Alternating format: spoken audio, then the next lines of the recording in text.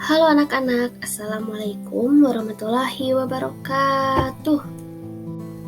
Hari ini kelas 3 akan belajar bersama Ibu Sri. Jangan lupa sebelum belajar berdoa dulu ya. Hari ini kita sudah masuk materi tema 1 mengenai pertumbuhan dan perkembangan makhluk hidup, subtema 4 pembelajaran 3. Nah, anak-anak sebelumnya sudah belajar ya mengenai daur hidup tanaman, dimulai dari biji, kecambah, lalu kecambah tersebut tumbuh, lalu tumbuhan tersebut berbunga, dan pada akhirnya berbuah. Nah, sekarang kita akan belajar mengenai bunga.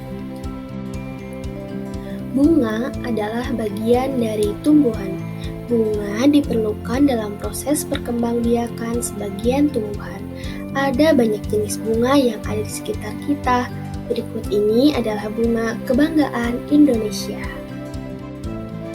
Nah, tadi sudah disinggung ya mengenai bunga kebanggaan Indonesia. Nah, sekarang kita membaca teks bersama-sama ya mengenai bunga nasional Indonesia. Beberapa negara memiliki bunga nasional.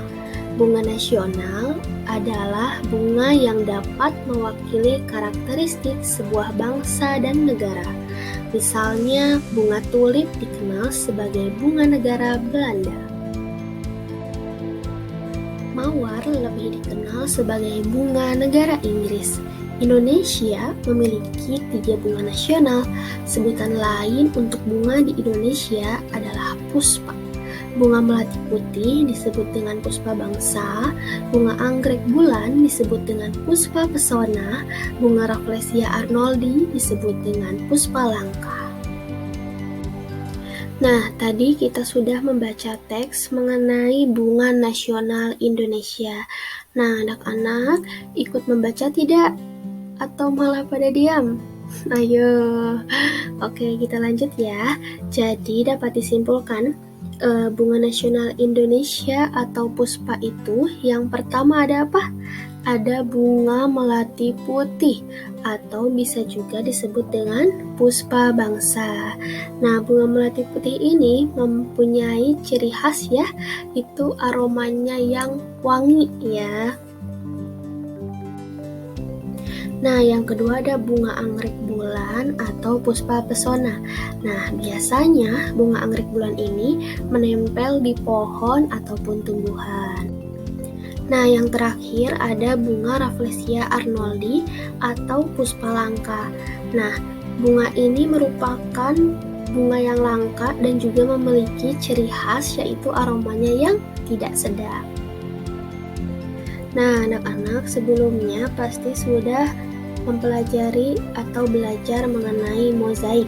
Nah, sekarang Ibu ingin memperlihatkan 2 gambar mozaik bunga menggunakan kertas.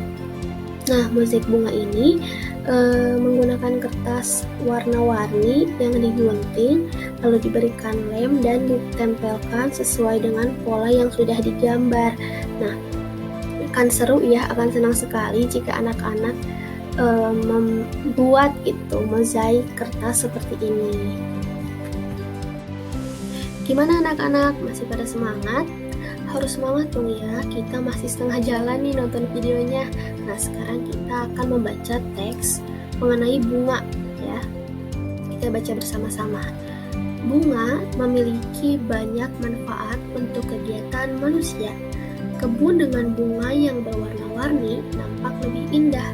Hiasan bunga yang disimpan di vas bunga menambah cantik ruangan. Bunga juga sering digunakan dalam kegiatan-kegiatan lainnya. Misalnya, bunga melati digunakan untuk acara pernikahan. Ungkapan bela sungkawa pun terkadang menggunakan rangkaian bunga.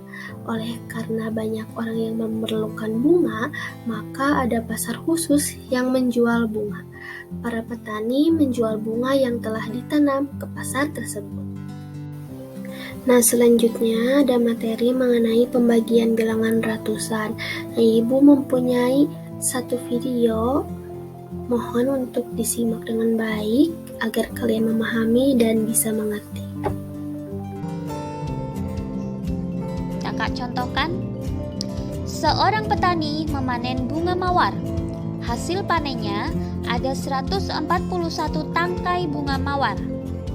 Petani akan menyimpan dalam 3 tempat yang masing-masing memuat tangkai bunga yang sama banyak. Nah, proses di atas dapat ditulis dalam bentuk pembagian. 141 dibagi 3. 1 dibagi 3 tidak bisa, maka kita langsung ambil belakangnya, jadi 14.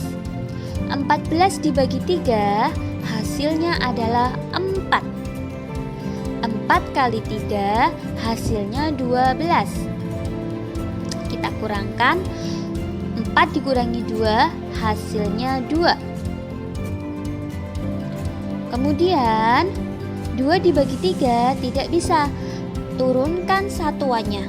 1 turun, 21 dibagi 3 hasilnya 7. 7 kali 3 hasilnya 21. Kita kurangkan 21 kurangi 21 hasilnya 0. Sehingga setiap tempat memuat 47 tangkai bunga mawar. Alhamdulillah, pembelajaran hari ini telah selesai. Bagaimana anak-anak? Sudah mengerti mengenai pembelajaran yang tadi sudah kita lihat? Nah, agar lebih memahami, nanti Ibu kasih tugas ya, mohon untuk dikerjakan. Nah, sekian video pembelajaran kali ini. Apabila terdapat kekurangan ataupun kesalahan kata, mohon dimaafkan. Wassalamualaikum warahmatullahi wabarakatuh. Terima kasih anak-anak. Sampai berjumpa di pembelajaran